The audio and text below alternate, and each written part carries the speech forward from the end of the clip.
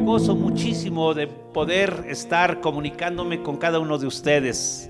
Les enviamos un afectuoso saludo a todos los que nos están mirando desde el lugar donde ustedes se encuentren.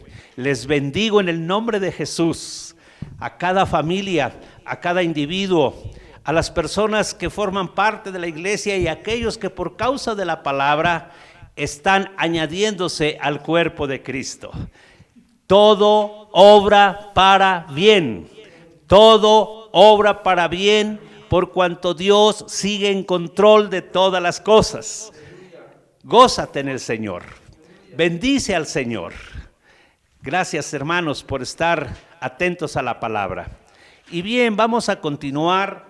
Digo continuar porque el jueves estuvimos compartiendo ya la primera parte de esta predicación. Así que si tú no estuviste conectado el jueves, busca el video y puedes tú mirar lo que avanzamos. Y les pedí a los hermanos que escucharon que por favor estuvieran estudiando un poquito acerca del libro del profeta Jeremías a partir del capítulo 36 en adelante. Hemos estado hablando acerca de algunos personajes bíblicos y tomando sus vidas como un prototipo de la iglesia. Hemos estado tomando la vida de algunos grandes hombres de Dios, como lo fue la vida del profeta Elías, que también es un prototipo de la iglesia. Hoy tomaremos la vida del profeta Jeremías, que quiere decir exaltado sea Dios o Dios exalta. Así que hace 8 días el jueves vimos algunas cosas que tienen que ver con la vida de este profeta. Y ya vimos cómo es que para cumplir él su encomienda se enfrentó a vicisitudes, a dificultades respecto a el antagonismo que todo siervo y como iglesia del Señor nos enfrentamos cuando tratamos de cumplir la palabra para lo que fuimos llamados. La tarea de la iglesia es predicar el evangelio. Repito, la tarea de la iglesia, la visión de la iglesia es, según Jesucristo, predicar el evangelio a toda criatura. Tú y yo fuimos salvos para llevar esta palabra de salvación. Toda vez que predicamos la palabra, tiene como propósito edificar a los que ya conocen de Jesús, pero también esa palabra debe ser la buena noticia para aquellos que no le conocen. Así que esa tarea se verá culminada, se verá terminada cuando la iglesia sea arrebatada según la palabra del Señor. Pero mientras necesitamos seguir predicando la palabra, no importa las circunstancias en las que nos encontremos. Ya vimos entonces algunas pruebas a las que se enfrentó el profeta Jeremías, y es algo de lo que nosotros tenemos que entender cuando estamos en el cometido de esa palabra. Vimos entonces el jueves que lo primero que le sucedió al profeta Jeremías por predicar la palabra es que se le prohibió entrar en la casa de Jehová. Esto lo vemos en Jeremías 36, verso 5. Dice: a mí se me ha prohibido entrar en la casa de Jehová. Nosotros de alguna manera estamos viviendo esto, que se nos está prohibiendo entrar a la casa de Jehová. Pero sabes, nosotros hemos entendido que la tarea de la iglesia no está dentro del templo. Si bien es importante, si bien la Biblia nos habla y nos recomienda de no dejar de congregarnos, tenemos que entender una cosa, hermanos, y especialmente en esta experiencia que hemos vivido. La labor de la iglesia no es templocéntrica. Hoy podríamos recordar lo que aquel gran predicador Juan Wesley decía: mi parroquia es el mundo. Nosotros nos reunimos en la iglesia, en el templo, para recibir instrucción, para alabar juntos al Señor, pero nuestra tarea está allá afuera. Está con los necesitados, está con los afligidos, está con los perdidos, hermanos. Así que aunque se nos prohíba estar en el templo, a la manera de Jeremías no nos vamos a quedar con los brazos cruzados. Déjame decirte, hermano, que continuamente me están preguntando, y es posible que tú también te hagas esta pregunta: ¿hasta cuándo? ¿Hasta cuándo? ¿Hasta cuándo qué? ¿Hasta cuándo volveremos? Hay nostalgia en nuestro corazón por volver al templo, y eso es bueno, pero nuestra tarea no está dentro de las cuatro paredes del templo. Nuestra tarea está allá, a donde se necesita, a donde se requiere. Nuestra tarea está con los que están buscando la verdad, con los que están buscando una respuesta con todo lo que está sucediendo. Así que al profeta número 1 se le prohibió entrar en la casa de Jehová. Pero también pasamos al verso 23 y vemos que Dios le encomendó a Jeremías llevarle la palabra, y él escribió en un rollo lo que Dios le dio acerca del rey, o la palabra que Dios le reveló para que le llevara al rey Josías en aquellos días, en aquellos días que estaba viviendo el pueblo de Judá. Y lo escribe en un rollo y se lo hace llegar a través de un siervo. Y miramos qué pasó, cuál fue la reacción de los siervos del rey. Dice en el capítulo 36, verso 23, dice: cuando Jehudí había leído 3 o 4 planas, lo rasgó el rey con un cortaplumas de escriba y lo echó en el fuego que había en el brasero, hasta que todo el rollo se consumió sobre el fuego que en el brasero había. ¿Qué hizo el rey? Rasgó el rollo que contenía la palabra. Hemos visto que a través de la historia también esta actitud de los que no quieren saber nada de la palabra por mucho tiempo y en diferentes momentos de la historia han querido destruir, han querido hacer desaparecer la palabra de Dios. Pero la palabra aquí está, la palabra continúa. Y vimos el jueves entonces, amados hermanos, que Dios no se quedó con los brazos cruzados. Quemaron ese rollo, pero decíamos, a la manera de los chavos, Dios tenía otro rollo. Se escribió otro segundo rollo. Así como en las tablas, las primeras tablas que le fueron dadas a Moisés, cuando él vino y bajó y se dio cuenta que el pueblo había caído en idolatría y se habían se habían creado un becerro de oro y empezaron a adorarlo. El celo de Dios vino al corazón de Moisés, él quebró las primeras tablas. Pero vemos posteriormente que el Señor le dice: vuelve a subir al monte y te daré otras tablas como las primeras. Así que Dios siempre tiene un plan A, un plan B, un plan C y un plan Z. Dios tiene todo bajo control. Y esto fue lo que vimos hace 8 días respecto a la experiencia de llevar a cabo la encomienda que a Jeremías se le había dado.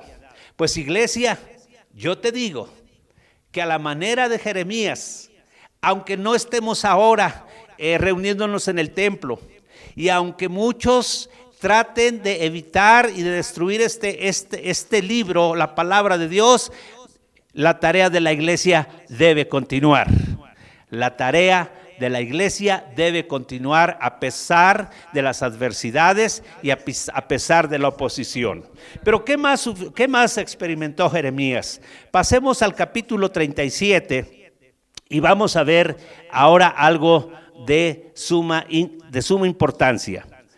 Así que vemos que Jeremías sigue su cometido y su intención es llevarle la palabra al rey respecto a que venían los siervos de Nabucodonosor, venía el ejército e invadiría y destruiría la ciudad de Jerusalén. Pero era una palabra fuerte, era una palabra que no quería oír el rey, que no la aceptaba porque pensaba que no era de Dios. Pero sabes, la palabra de Dios siempre va a ser veraz porque viene de la misma boca de Dios. Así que debe de cumplirse y debe de darse tal y como Dios nos la ha revelado. Y por esa razón, por traerle ese tipo de palabra al rey, el rey actuó junto con los suyos de una manera que trataron de dañar al portavoz de la palabra, que era Jeremías. Dice el verso 15 del capítulo 37, y los príncipes se airaron contra Jeremías y le azotaron y le pusieron en prisión en la casa del escriba Jonatán, porque la habían convertido en cárcel. Ahora ya vemos que Jeremías no solo le prohibieron la entrada al templo, ya vimos que no solo quemaron el rollo, sino que ahora toman a su persona y lo llevan a la cárcel. Tú que has dicho a Dios, Señor, úsame, tienes que tener presente que el predicar la palabra del Señor es un placer, es un gozo, pero hay que pagar un alto costo, siempre y cuando tú prediques la palabra de Dios. La palabra de Dios siempre va a incomodar a ciertos intereses de los reinos de este mundo. La palabra siempre va a confrontar a los hombres que no viven bajo la autoridad y la obediencia a Dios. Eso fue lo que le pasó al profeta Juan el Bautista. Por ir y confrontar a aquel hombre, a Herodes, también fue llevado a la cárcel y decapitado. Esto no es para que tú te asustes, esto no es para que tú te vuelvas medroso, sino para que veas que si Jesús tuvo que pagar con su propia muerte en la cruz del Calvario para perdonarnos y vida eterna, entonces nosotros también, como dice la Escritura, tenemos que padecer junto con Él, si es que esta es la voluntad de Dios. Vamos a seguir mirando entonces. Ahora encontramos a Jeremías en la cárcel. Pero insisto, Dios siempre sacará adelante a su iglesia de cualquiera que sea la situación. ¿Qué sucedió? Entonces ahora miramos que el rey se entera de que Jeremías estaba en la cárcel y ordena que lo saquen de esa cárcel. La gracia de Dios siempre está con los suyos. La gracia de Dios siempre está para respaldar a sus siervos. Así que no te asustes, hermano amado. Pero vamos a ver que con todo esto, Jeremías no se amedrentó. Jeremías no tuvo miedo. Jeremías continuó con su comisión de predicar y de proclamar la palabra de Dios al rey y a todos los que le rodeaban. Y yo quisiera que veamos en el capítulo 38, a partir del verso 6, ¿qué sucede ahora? ¿A dónde vemos al profeta? Dice el verso 6, capítulo 38, verso 6. Entonces tomaron ellos a Jeremías y lo hicieron echar en la cisterna de Malquías. Ahora vemos que no solamente él fue echado a la cárcel, sacado por el rey, sino que ahora por seguir predicando la palabra, lo encontramos ahora en la cisterna. Pues si tú ya habías dicho, no, ya con lo de la cárcel es una muy buena lección, una experiencia que al profeta lo iba a hacer volverse atrás y claudicar con su llamado, resulta que lo que todavía tenía que vivir eran cosas que tenían un plan y un propósito para su vida. Ahora encontramos al profeta en la cisterna. Vamos a leer. Entonces tomaron ellos a Jeremías y lo hicieron echar en la cisterna de Malquías, hijo de Amelec, que estaba en el patio de la cárcel. Ya no estaba en la cárcel, pero ahora estaba en la cisterna. Y metieron a Jeremías con sogas y, ojo con esto, y en la cisterna no había agua, sino cieno y se hundió Jeremías en el cieno, en el lodo. Hermano amado, yo te digo algo, quizás tú, debido a todo lo que estamos viviendo, te sientas como Jeremías en una cisterna, que tus pies se hunden en el cieno. El domingo pasado hablamos de una experiencia similar, lo que dice el Salmo 40. Pacientemente esperé a Jehová y Él oyó mi clamor y me sacó del fondo del pozo del lodo cenagoso. Hace 8 días hablamos de cómo Dios nos puede sacar de ese pozo. Hoy la palabra de Dios nos sigue hablando. Él quiere sacarte a ti, sacarme a mí de esa cisterna, de ese lodo, de ese cieno que tiene que ver con los temores, con las inseguridades, con el pánico que implica lo que estamos viviendo. La iglesia puede experimentar como el profeta Jeremías, que se hunde, que le están hundiendo los problemas económicos, que le están hundiendo los problemas de salud. Cualquiera que sea el aparente cieno que está en tus pies como arenas movedizas, Dios no te va a dejar en esa cisterna. Dios te va a sacar de la cisterna. Di amén. Ponle ahí, manda un mensaje y di: sí, yo creo que el Señor me sacará de esta cisterna. Como me sacó del pozo, como me sacó de la cueva, como me sacó del arca. Vamos a mirar qué sucede en esta narración. Dice que y oyendo Ebed-Melech. Ojo, mira hermano, y oyendo Ebed-Melech. ¿Quién era este hombre? Ebed-Melech. Ebed-Melech en hebreo significa siervo del rey. Oh, esto es muy interesante. Y oyendo Ebed-Melech, hombre etíope. Era un hombre etíope.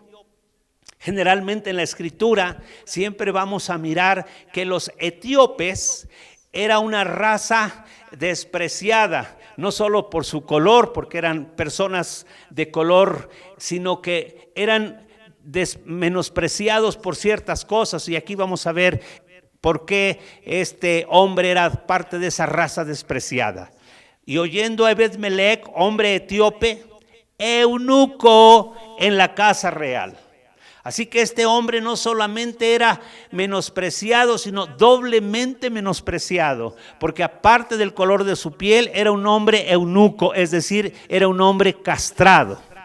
Un hombre que su función era cuidar a la reina, cuidar a las mujeres de los harem de los reyes. Y estos hombres eran menospreciados especialmente por los judíos. Pero mira, hermano, cómo Dios va a utilizar a este hombre para venir y hacer misericordia de su siervo.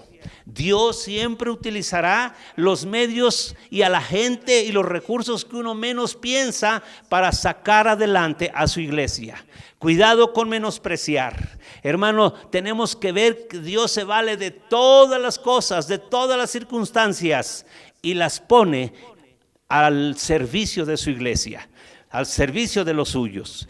Dice que cuando oyó este hombre Ebed-Melech, etíope, eunuco de la casa real, que habían puesto a Jeremías en la cisterna, y estando sentado el rey a la puerta de Benjamín, Ebed-Melech salió de la casa del rey y habló al rey diciendo, fíjate, este tipo de personas se podían acercar a la reina, pero era muy difícil que se acercaran al rey por su condición y por su posición. Pero este hombre se atrevió, y ahorita vamos a ver por qué. Porque en este hombre había algo de lo que a veces nos parece incongruente, que muchas veces la gente que se supone no conoce a Dios puede ser más temerosa de Dios que aquellos que decimos que le conocemos. Y tenemos el caso que nos narra el evangelista Lucas cuando habla del buen samaritano. Tú conoces la historia. Mira, dice que vino al rey y le habló, diciendo: mi señor el rey, mal hicieron estos varones en todo lo que han hecho con el profeta Jeremías, al cual hicieron echar en la cisterna, porque allí morirá de hambre, pues no hay más pan en la ciudad. Recuerden ustedes que Jerusalén estaba sitiada por los ejércitos de Nabucodonosor. Y dato curioso, cuando echaron a Jeremías en la cárcel, dice que lo pusieron ahí en la calle de los panaderos. Dios siempre proveyendo a los suyos. Pero ahora ya se había acabado el pan, ahora ya no estaba en la cárcel, ahora estaba en la cisterna. Cualquiera diría, ahora sí le llegó la hora a Jeremías. Pero no era así. Mira, vamos a seguir leyendo. Entonces, la reacción del rey, veamos, dice verso 10. Entonces mandó el rey al mismo etíope, Ebed-Melech, diciendo: toma en tu poder 30 hombres de aquí y haz sacar al profeta Jeremías de la cisterna antes que muera. El mismo rey que sacó a Jeremías de la cárcel en la ocasión anterior es el mismo rey que ahora se dispone a sacar a su siervo de la cisterna. El mismo Jesús, Rey de Reyes, que te sacó y te ha sacado una y otra vez de situaciones y de circunstancias difíciles, es el que te promete que no te dejará y siempre te ayudará. Esta semana tuvimos el testimonio de un siervo de Dios que lo asaltaron, le quitaron su unidad, le quitaron sus pertenencias, lo amagaron y le iban a disparar, pero él dice en su testimonio: empecé a orar en silencio, y aunque él estaba orando en silencio, aunque sentía que sus pies se hundían en el cieno de la muerte, el Rey de Reyes y Señor de Señores lo libertó, y es el mismo Rey que a ti también te va a libertar, amado hermano. No importa en qué cisterna te encuentres, en qué tipo de circunstancias tú te encuentres, ahí está el Rey de Reyes y Señor de Señores, listo para ayudarte. Bien, dice entonces el verso 12: y dijo el etíope Ebed-Melech a Jeremías. El verso 11 dice: y tomó Ebed-Melech en su poder a los hombres y entró a la casa del rey debajo de la tesorería. Y mira, hermano, aquí hay sabiduría de Dios. Dice que tomó de allí trapos viejos y ropas raídas y andrajosas. Considera estas tres cosas. ¿Qué tomó Ebed-Melech? Tres cosas: trapos viejos, ropas raídas y ropas andrajosas. Y los echó a Jeremías con sogas en las cisternas. Hermano, Dios siempre va a utilizar cosas, Dios siempre va a utilizar recursos que nos parecen menospreciados o que nos parecen de no gran utilidad, pero Dios siempre utiliza lo que menos pensamos en favor de sus siervos. Aleluya. Dice entonces que, y dijo el etíope Ebed-Melech a Jeremías. Ya te imaginas tú al profeta Jeremías allí en el fondo de la cisterna, quizás gritando o quizás orando o quizás clamando, esperando que se acercara un judío, que se acercara otro tipo de personas, cuando quizás alcanza a ver el rostro del eunuco. ¿Qué podrá hacer este eunuco a mi favor? Pero ahí estaba el recurso que Dios estaba utilizando. Y cuando Jeremías escucha la voz de Ebed-Melech diciéndole: ahí te van estos trapos viejos, ahí te van estas ropas raídas, ahí te van estas ropas andrajosas, cualquiera diría: ¿para qué le sirve a Jeremías en el fondo de la cisterna estas cosas? Oh, hermano, mira la estrategia. Estos trapos viejos y ropas raídas y andrajosas era para que el cuerpo de Jeremías no se dañara por la fuerza de las sogas. Imagínate, dice que la indicación de Ebed-Melech dice: póntela debajo de los sobacos, debajo de las sogas, y lo hizo así Jeremías. Aleluya. Imagínate Iban a subir a Jeremías con esas sogas, el peso de su cuerpo estaba más pesado por el lodo, por el cieno, pero Dios estaba dando una estrategia que a nadie se le hubiera ocurrido para no dañar el cuerpo del profeta. Dios siempre va a hacer cosas para que su cuerpo, que es la iglesia, salga a flote, hermano amado. Y aquí hay sabiduría. Mira lo que dice la palabra de Dios. De ese modo sacaron a Jeremías con sogas y lo subieron de la cisterna, y quedó Jeremías en el patio de la cárcel.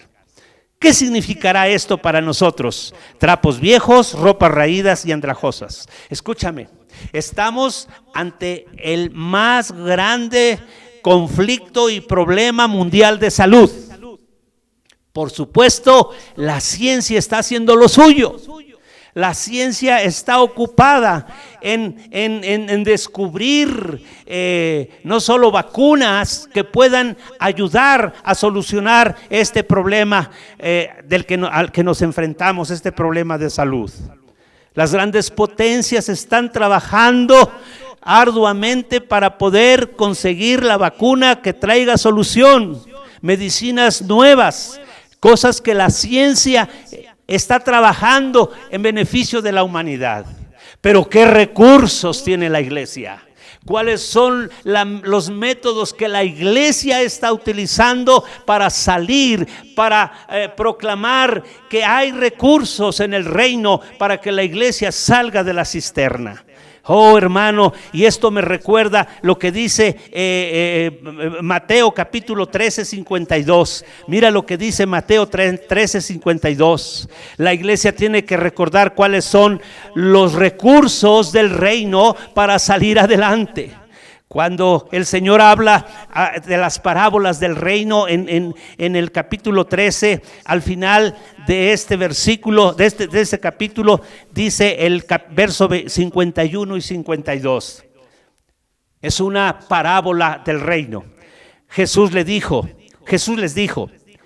¿habéis entendido todas estas cosas? Ellos respondieron, sí, Señor.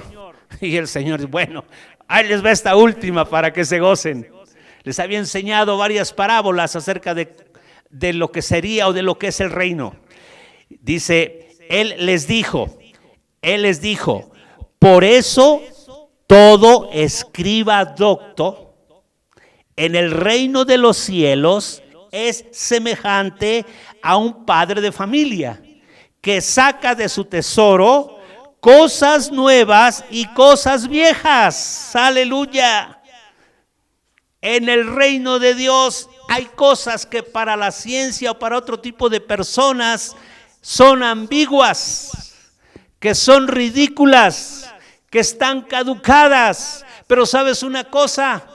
Tenemos que venir a recobrar, a retomar cuáles son esos principios del reino que Él tiene para su iglesia, y que tenemos que proclamar que estos son los principios que nunca pasan de moda. Aunque otros los tengan como ropa sucia, aunque otros los tengan como ropa vieja, aunque otros lo tengan como ropas andrajosas. ¿Cuáles son esos recursos? Hermano, los recursos para salir avantes de esta pandemia, los recursos que Dios le ha dado a su iglesia para continuar firmes en medio de toda adversidad, siguen siendo las mismas. Número 1, la oración. La oración del justo puede mucho. No dejemos de orar, aunque algunos digan que esas son puras cuestiones psicológicas. Pues aunque sean cosas psicológicas para unos, nosotros sabemos que es la manera en que tú clamas y Dios responde y te enseña cosas grandes y maravillosas que tú no conoces, hermano. En el nombre de Jesús, retomemos esos tesoros viejos del reino. Aleluya. Número 2, no solo es la oración, sino también, y algo de lo más importante, es la fe. Hoy más que nunca, nuestro mensaje tiene que ser un mensaje de fe. Hoy más que nunca tú tienes que hablar de lo que Dios te enseña, de lo que es real y lo que da resultado. Es pues la fe, la certeza de lo que se espera, la convicción de lo que no se ve. Aunque el mundo diga otra cosa, aunque el mensaje del mundo sea negativo, tú y yo tenemos la palabra que trae solución. Bendito sea el nombre del Señor. Y tres cosas, y la tercera cosa es la palabra. Así que estos son elementos, estos son principios del reino. Así que hoy hay que esperar que esos trapos viejos, que esas ropas raídas, que esas ropas andrajosas, que ese es el concepto de lo que muchos tienen acerca de los recursos de la iglesia, hoy la iglesia vuelva a recurrir a esos tesoros que se nos han sido dados. No dejemos de orar, hermano. Y te recuerdo, los sábados a las 7 de la noche, por favor, conéctate. Estamos orando, estamos usando ese recurso del reino. Número 2, nuestra predicación tiene que ser predicación de fe. Ministremos espíritu de fe. Y tercero, que todo esté basado en la palabra. Hoy más que nunca, volvamos a la palabra que es viva, la palabra que es lumbrera, la palabra que es medicina. Yo te invito entonces, hermano, a que hagas de eso que para muchos son cosas viejas y obsoletas, los recursos que nos saquen adelante, que no pasan de moda. La oración jamás pasará de moda. La fe debe ser la sustancia de lo que sostiene la palabra que predicamos, amado hermano. Pero déjame decirte algo que Dios pone en mi corazón.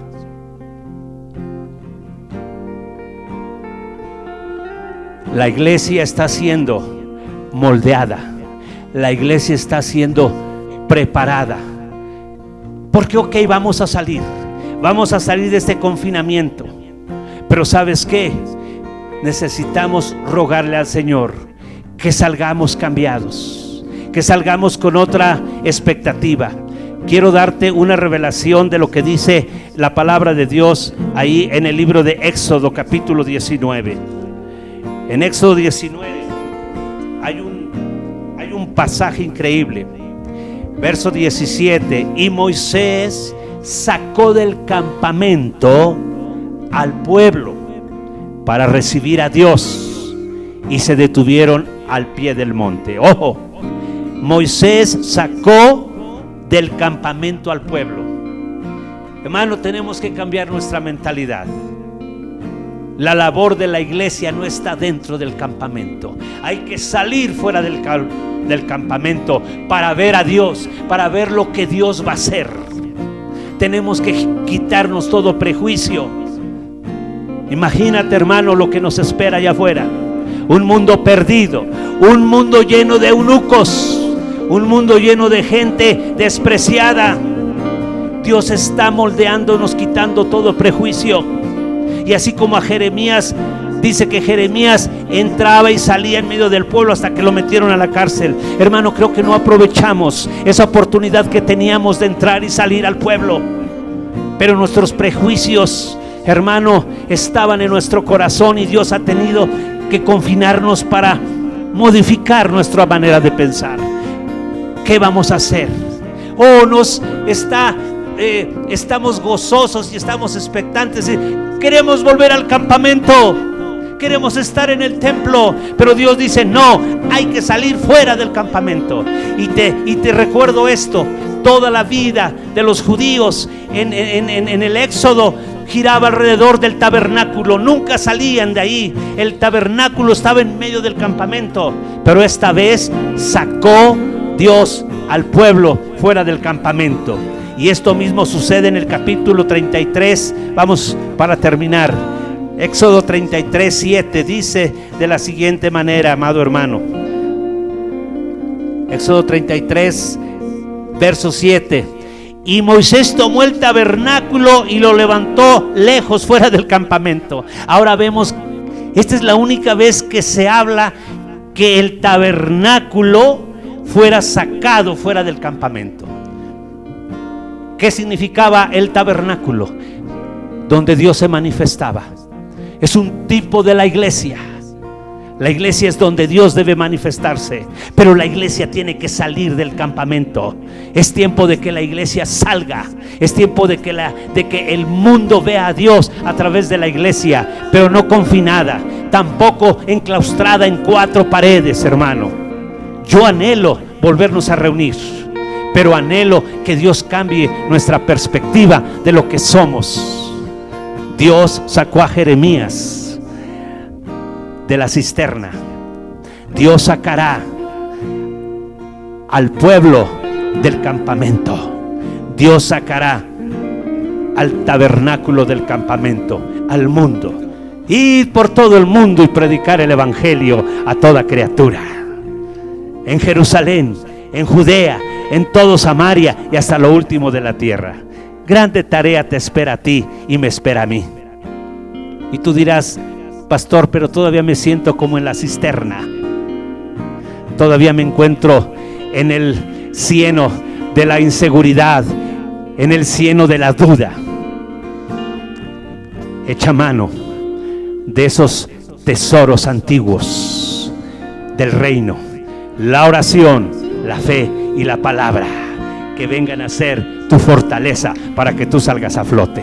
Padre, oro por cada uno de los que están escuchando este mensaje. Señor, declaro que tú siempre cuidaste de la vida de tu siervo Jeremías, que tú siempre estuviste atento a sus necesidades y tú lo sacaste de todo problema y de toda situación. Tú eres el mismo. El Dios de Jeremías es el Dios de la iglesia. Declaro entonces que si Jeremías fue sacado una y otra vez por órdenes del rey, ¿cuánto más tu iglesia? Da la orden, Jesús, y tu iglesia saldrá de cualquier situación. Da la palabra y será hecho para todos tus hijos y tus hijas. Pero ayúdanos a estar conscientes de que nuestra tarea no ha terminado. Nos esperan retos. Las cosas han cambiado, Señor. Las cosas ya no podrán seguir siendo iguales. Ayúdanos, Señor, a tener la visión que se requiere para lo que la iglesia tiene por delante. En el nombre de Jesús. Y que en estos días que faltan, Señor, en estos días que todavía estaremos en nuestras casas, que la oración, que la fe y la lectura de tu palabra sean instrumentos útiles, que sean tesoros a nuestra vida para salir adelante como la amada tuya, como la iglesia que tú escogiste a la manera de Jeremías. Oh, ya no vamos a poder salir diciendo, Señor, como tu profeta cuando fue llamado: oh, Señor, es que soy niño. No, Señor, permite que estos días de confinación sean días para ir madurando, para alcanzar la madurez, porque grande tarea nos espera. En el nombre de Jesús, en el nombre de Jesús. Bendiciones, amados. Les esperamos.